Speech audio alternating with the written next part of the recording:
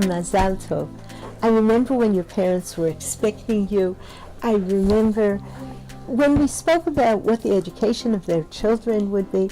And today, look at you. You are bat mitzvah. You have grown into an amazing, beautiful young woman who is ready to assume the responsibility of a Jewish adult.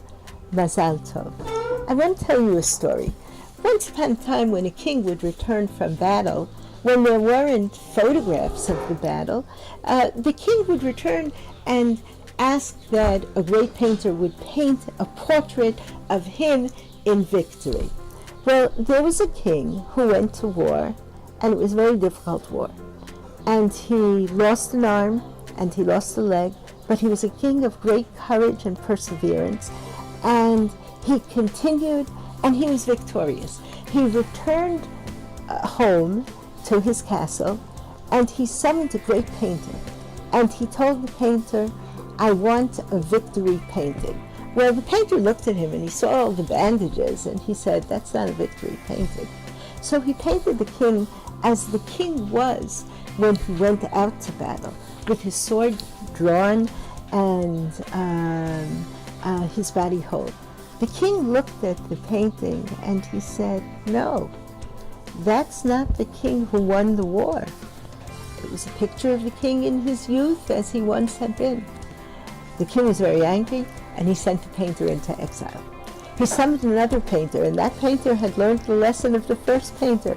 So he painted the king with all of his bandages, and the king looked at the picture and the king said, no, that's not a picture of victory.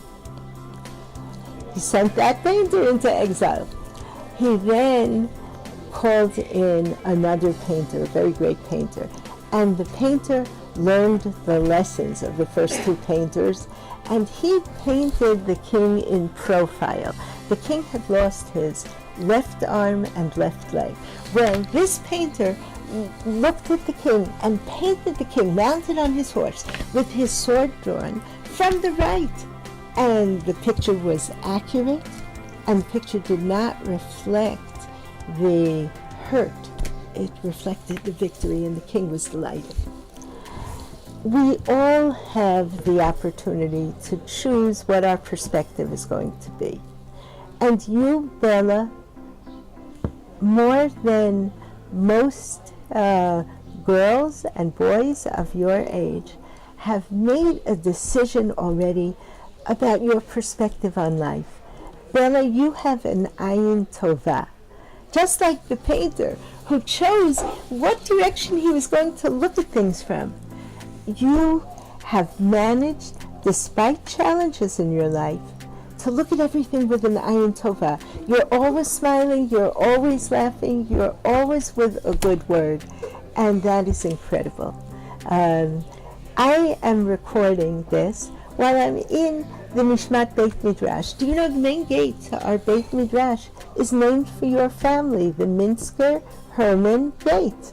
And we have the names of your maternal grandparents together on that gate, and that is Jennifer and Benjamin Minsker.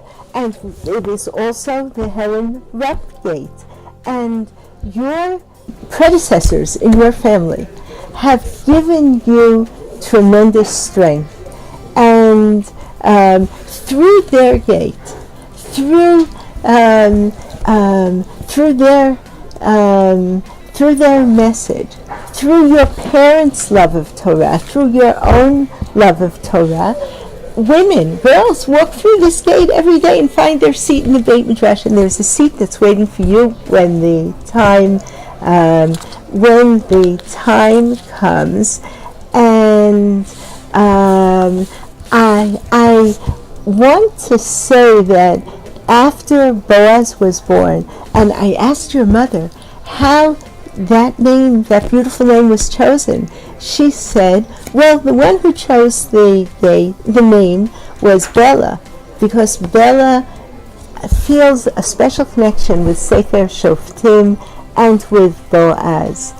And Bella, that's amazing. I do not know any 12-year-olds who have chosen a name for a sibling, and such a marvelous name, reflecting Ahavat Torah.